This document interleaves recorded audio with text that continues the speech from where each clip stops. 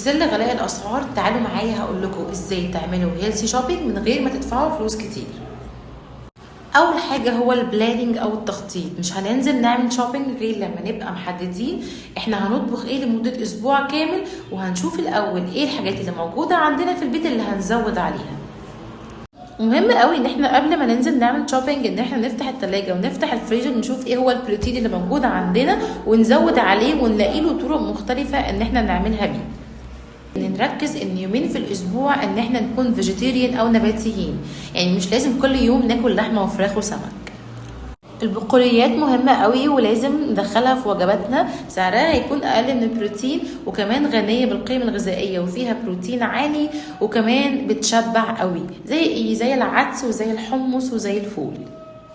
طب ازاي؟ يعني يومين في الاسبوع ناكل كشري، ناكل عدس، ناكل محشي مع سلطة زبادي، ناكل شكشوكة، يعني مش لازم خالص ان كل يوم يكون فيه بروتين حيوي.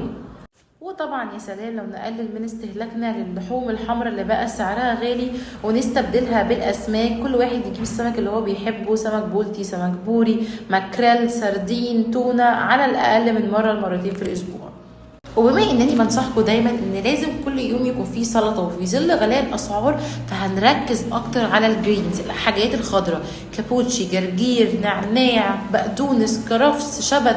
نجيب الحاجات دي كتيره قوي عشان تملى الطبق، بحيث ان الطماطم والخيار والبصل والحاجات اللي سعرها غالي تكون اقل في الطبق. نحاول نشتري الخضروات والفواكه اللي في السيزون بتاعها علشان بيكون سعرها اقل وبتكون فريش وغنيه بكل الفيتامينات والمعادن. يعني في الصيف هنروح للفراولة والبطيخ والطماطم والكوسة والخيار.